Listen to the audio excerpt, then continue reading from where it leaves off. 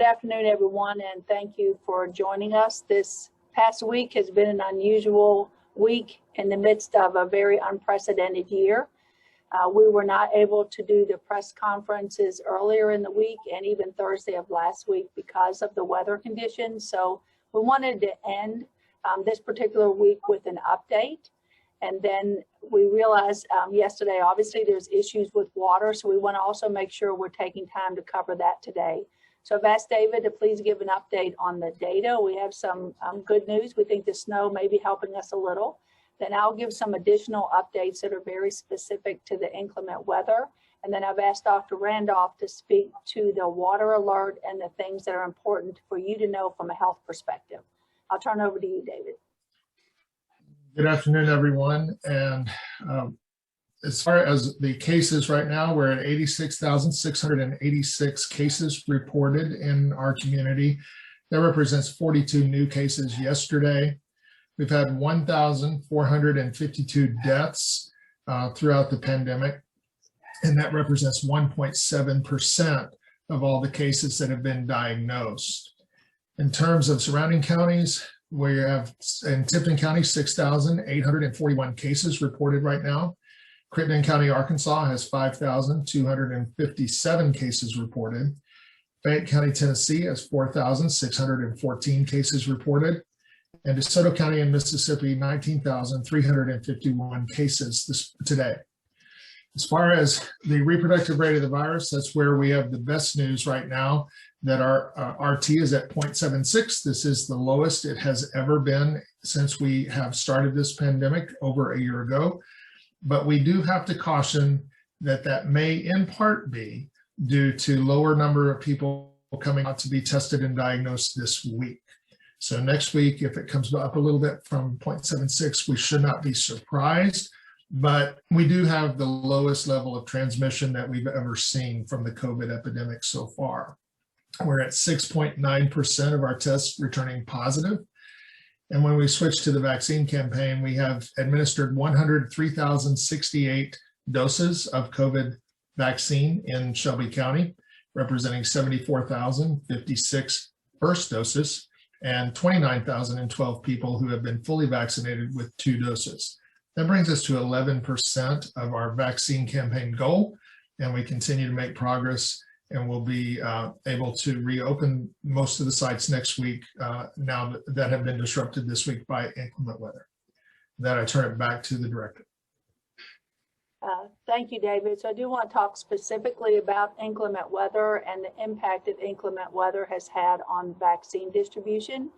You're all aware that we've had to close sites over the past week because of the weather conditions.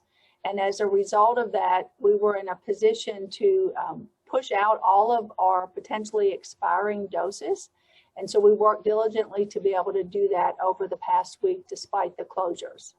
Unfortunately, we had approximately 1,315 doses that did expire, and those were discarded, or what we call as wasted. We were, though, able to move forward and give well over 2,000 doses to a variety of targeted indoor pods. So we really thank Shelby County Schools, the municipal schools, and the independent schools for working with us to be able to vaccinate teachers and begin that process. Additionally, we want to thank Sheriff Bonner as well as Director Alexander from Corrections. We were able to offer vaccine to inmates and detainees in those 2 facilities who wanted vaccine. And we were also able to open up a pod over at the Emergency Management Center on Mullins Station. So as a result, the majority of our vaccine was used, and we were able to get that out despite all of the inclement weather. We're working to make sure that we push out all of the vaccine that we have available next week. So we will work with all of our partners. In addition to rescheduling those who were not able to get their vaccine last week, we will also be able to add some additional days at some of the sites as well as additional hours. And then we also now will be able to move forward with teachers and those who work in the childcare industry and individuals over 65. That's consistent with the state opening up to phase 1B. We've been working with the school systems for some time to have plans in place. We will work with them. We actually have a meeting today to be able to finalize those plans and set some key dates for moving forward. So we're very excited about that as well. And then for those who have had rescheduled appointments, some of you have already been contacted, but others will be contacted as soon as those dates are rescheduled. And then as any new openings and appointments are available, those will be posted on our website as well. So I know this has been a very unusual week. It's been challenging for everyone. I just want to express my gratitude really to our staff who have continued to work through the inclement weather, but also all of our partners who have worked with us to make sure that we could get vaccine out, but also reschedule for this week. So I'm going to turn it over to Dr. Randolph, who is going to give some updates on the water conditions and what that means for you from a health perspective. Thank you. Thank you, Dr. Haushalter. As you all well know, that the Memphis Light, Gas, and Water has recently issued an advisory, boiled water advisory, because of low pressure, which subsequently makes the risk of bacteria and other organisms increasing in the water supply. And so therefore, they're asking that everyone boil their water for at least 3 minutes and then let the water cool before using it to cook, bathe, or brush your teeth. Because it is difficult to operate a restaurant or food service without running water, it is necessary for us to actually issue a health directive requiring that food establishments, beverage establishments, any entity that's required to use water be closed until the Memphis and Light Gas advisory or water advisory has ended. We're doing this because we want to make sure that people are safe and that people do not become infected with a waterborne organism that could occur from the drinking of the water. More will come with this. I understand that for some this is disappointing news given the fact that Health Directive number 18 is due to become effective on the 20th, tomorrow. But I think that this is a measure that we must take to err on the side of safety so that our population remains safe and not be affected by potentially contaminated drinking water. And I'll end there and entertain any questions.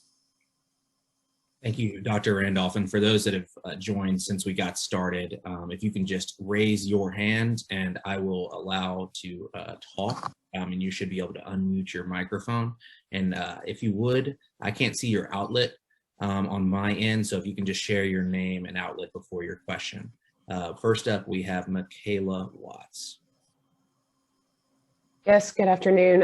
Thank you all for calling this press conference. I almost feel like I need to lead everyone through a deep breathing exercise first. But before that, Dr. Randolph, I wanted to ask, I understand that restaurants are being closed.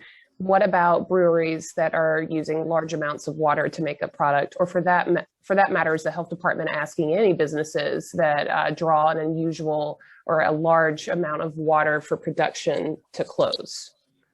We're asking any business that are using water for production that cannot be boiled, or if they cannot use bottled water.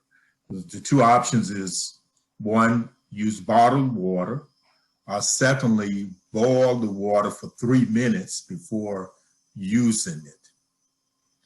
And we feel that in most food and beverage establishments, it will be difficult to boil a large volume of water for 3 minutes each time it needs to be used.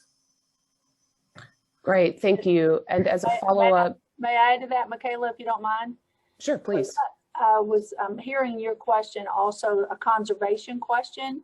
So if there's a need to reduce usage, generally MLG&W will make that request. We'll focus primarily on health-related items. Okay, great. Thank you. And this may very well be a question for MLGW, and I certainly will follow up with them. But to the health department's knowledge, is there any indication that we're going to see water stoppages across the city? From my perspective and from my understanding on the call this morning is that there's not plans for a stoppage, but certainly we're encouraging everyone to conserve the water so that the pressure can be maintained and the quality of water. I also may add to that, though the Memphis Light and Gas has issued this boil water advisory, it's my understanding that at the present time, it is more preventive, that they have not actually identified organisms in the water yet, or that it's not contaminated, but they want to err on the side of safety and start this process now rather than later. Thank you. And next up, we have Kelly Roberts. Thank you all for doing this. It's Kelly Roberts with Channel 5. My first question is about vaccine shipments. Dr. Haushalter, I know that FedEx, UPS, McKesson, they have all obviously had major delays with this weather. The Tennessee Department of Health said that they didn't get this week's allotment. So did Shelby County not receive the doses that they would have usually received in a regular week? And do you anticipate getting, say, 2 weeks worth of doses next week? Do you know when the next round would come in? I apologize, I was muted. That's a great question. We actually received 2 doses this past week, and we were able to be here and receive those doses. So that would have been our typical doses for last week. And so they're here and available for use. We haven't been given notice of when our next shipment will come because of the delays. I know McKesson has reached out and said it's en route to the state, but we don't have an exact time frame on that. The one thing that's really critical is because we weren't able to hold vaccine pods last week, we do have plenty of doses available locally. So we don't anticipate it impacting the ability to give vaccine next week at all. And then we're likely to have extra doses in the following week. Okay, and my second question, I was seeing if you might be able to get into more details about the, and correct me if I jotted this number down wrong, the 1,315 doses that had to be discarded. Can you talk about when that happens? You know, why the 1,315 had to be discarded, but, you know, the couple of thousand were able to be given away. When does it reach the point of expiration and, you know, unable to give it to someone? So with Pfizer vaccine specifically, which is the vaccine I was referencing, once it's taken from a frozen status, it has to be used within a 5-day period. We were closed last Thursday because of ice. On Friday, we were here and were reviewing the inventory with the pharmacist, and at that time recognized that there was a bag of vaccine that was prepared for use that already had expired on that date. So we could not move that out. What we were able to do then is determine how many other doses were there for use and put a plan in place to be able to move those forward. And then we work with the pharmacist to assure that moving forward, we were removing small batches at a time. Thanks. Next, we have Bradley Broders. Hey, thanks everyone. Good afternoon. Local 24 News. If you probably recognize me, but just making sure. How's everyone doing? Can the health department talk a little bit? I know this is precautionary, and I know we've never had a boil advisory of this magnitude before in MLGW history. But bacteria, what if there is bacteria and people drink it? What potential health ramifications people be looking out for or potentially facing? Now, I'm going to let David answer that if you don't mind, just because his background has foodborne illness. And thank you, Brad, for the question. Right now, I think there's a couple of points to really emphasize. MLGW has not found any contaminants in the water. And usually when a boil water advisory is issued, it is because there's been E. coli or fecal bacteria detected in water, or there's been some other sort of critical break in the system. This one was triggered not because of contamination, but because of a drop in water pressure that just automatically triggered when it went below 20 PSI. And so it's a precautionary advisory, not a reactive advisory. And I think that's an important thing to keep in mind. But in general, when we talk about waterborne pathogens, we're typically talking about two or three things. First would be some sort of a bacteria. The other would be some sort of a waterborne virus. And the third would be some sort of parasite. And whenever you have fecal contamination or bacteria seeping into a water supply that can be distributed, all of those things can cause gastroenteritis or nausea, vomiting, diarrhea. Right now, the important thing is we have not detected any contaminants in the water supply. But just out of abundance of caution, because it has dropped to a low water pressure level that's hard to maintain, just because there's a lot of water main breaks, the advisory is out to just tell people to take precautions in case there's some sort of compromise in the water system that nobody has detected yet, that if you boil the water for 3 minutes before you cook with it or use it for drinking purposes, consumption purposes, then any of those pathogens that I mentioned would be killed. So that's the reason of the advisory.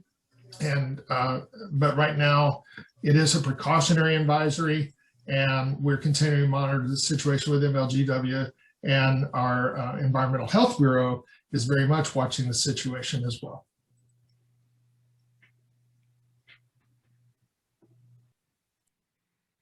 Great. Next, we have Jane Roberts.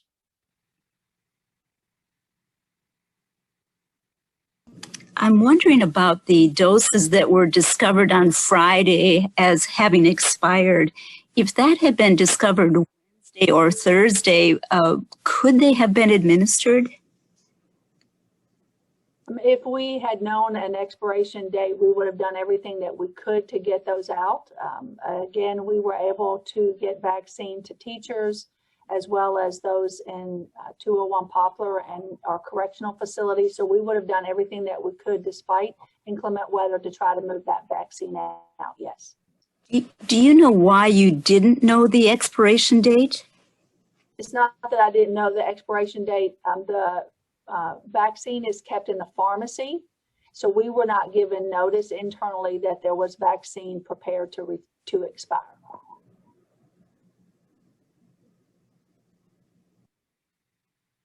Thank you. Next up, we have Jennifer Chandler. Yes, my question for you is regarding the restaurant closures. I'm assuming that is effective immediately, and will you be issuing a health directive, a written health directive that states that there should be closed?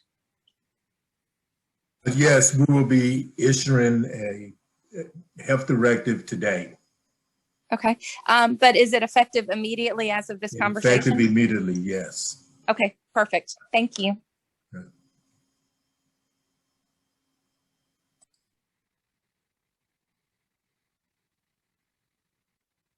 Next, we have Hannah Grabenstein.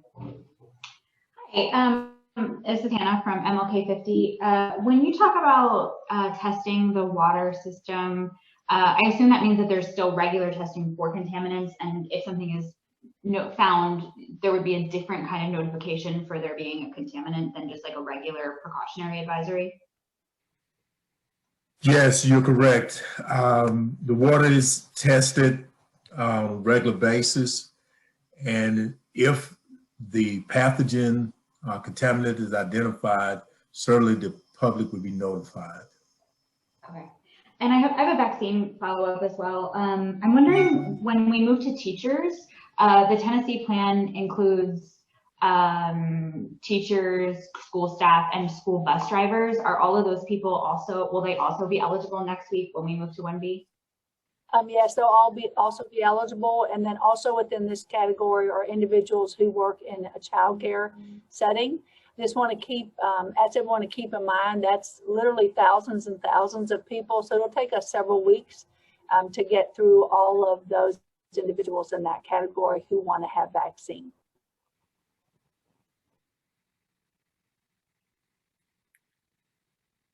Thanks. Next, we have, let's see, Katie Rorden from WKNet.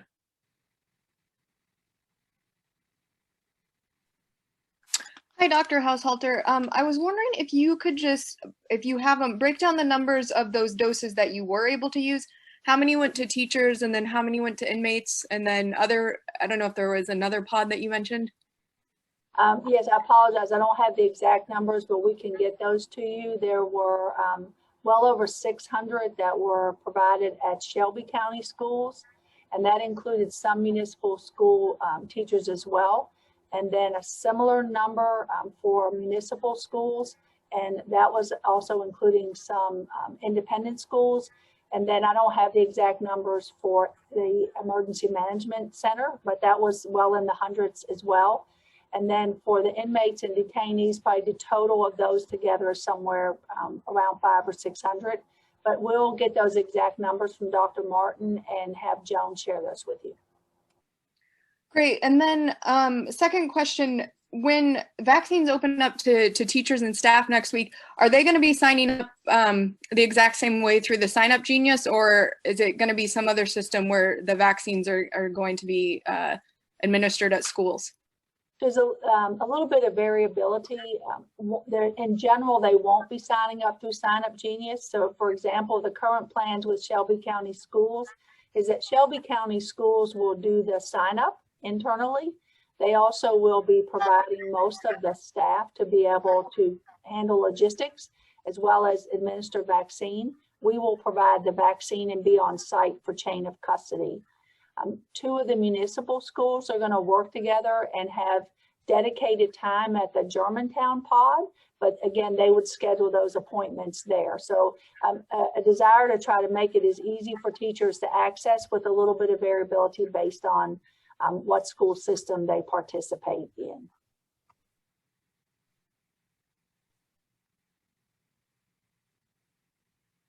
Thanks. Next, we have Jacob Steimer.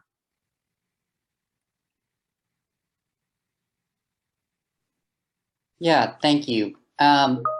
Just hoping for a little bit more detail, Dr. Haushalter.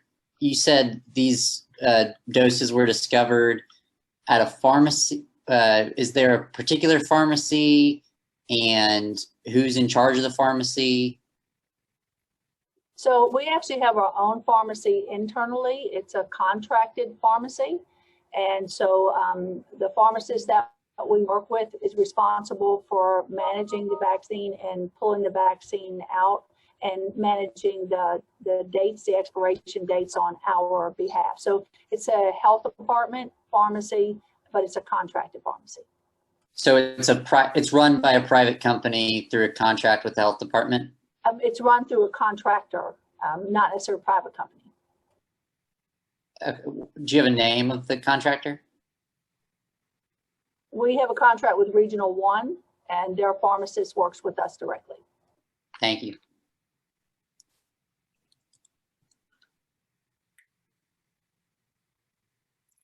Thanks. Next, we have Stacy Jacobson. Hi, can you hear me? Yes, we can hear you. All right, thank you. Thank you all for doing this. I wanted to clarify about hand washing and if people should be using boiled water to wash their hands. I know you all put out guidance, but it seems to be a little bit at odds with the CDC guidance. Thank you.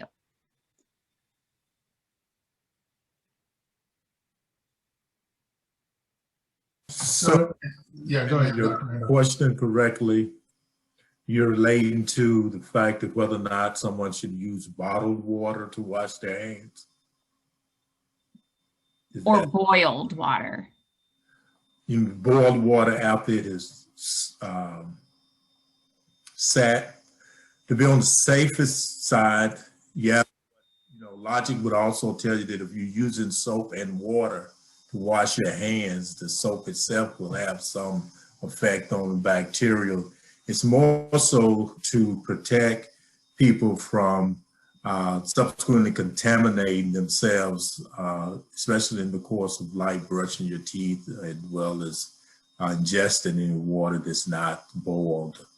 The boiling of the water kills the organisms so that it makes it possible for you to use it without getting infected. David, do you want to add anything?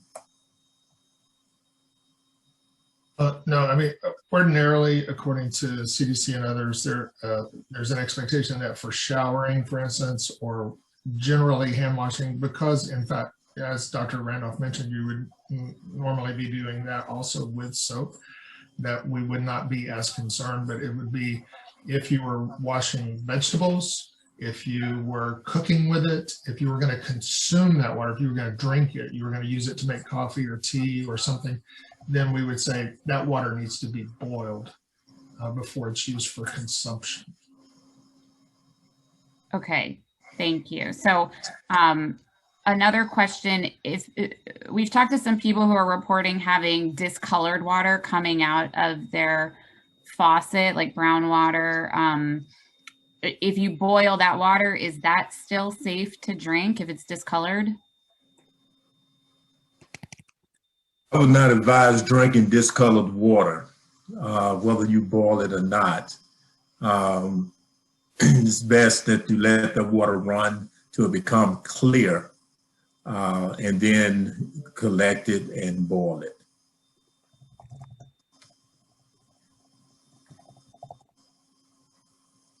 Thank you. Next, we have Ronnie Ramos.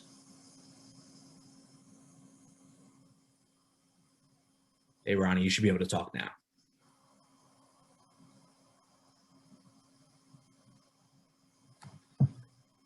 Ronnie, you're still there. Can you hear me now?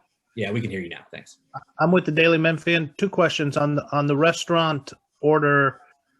Where specifically does it apply to, including places like Germantown, Collierville, and Bartlett? And the second question is, any knowledge on how long the boil water mandate will last? The directive as it relates to restaurants and closure will apply to those facilities that rely on water that's from Memphis Light and Gas.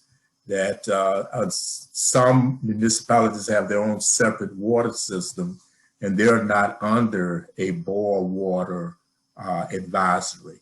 So it's only those who are customers to Memphis Light and Gas and Water who are under the boil water advisory. Also, it applies to restaurants, facilities who are unable to boil the water or use bottled water. So if you're able to operate using the boiled water properly and our bottled water, then those are some viable alternatives. Thank you. All right, thanks. And that looks like that's all the time we have. Looks like we got around to everyone that was in the queue. Thanks so much for taking your time today and bearing with us through this atypical format. And thanks to the health department personnel for also taking the time to do this. Y'all have a good rest of your afternoon. Stay safe, stay warm. Any final words from the health department? Again, I know it's been an unusual week, so just want to thank really MLG&W, all of the road crews and all of the healthcare workers, including the public health workers who were given vaccine this past week. And hopefully it'll be sunnier in a week or so. Thank you.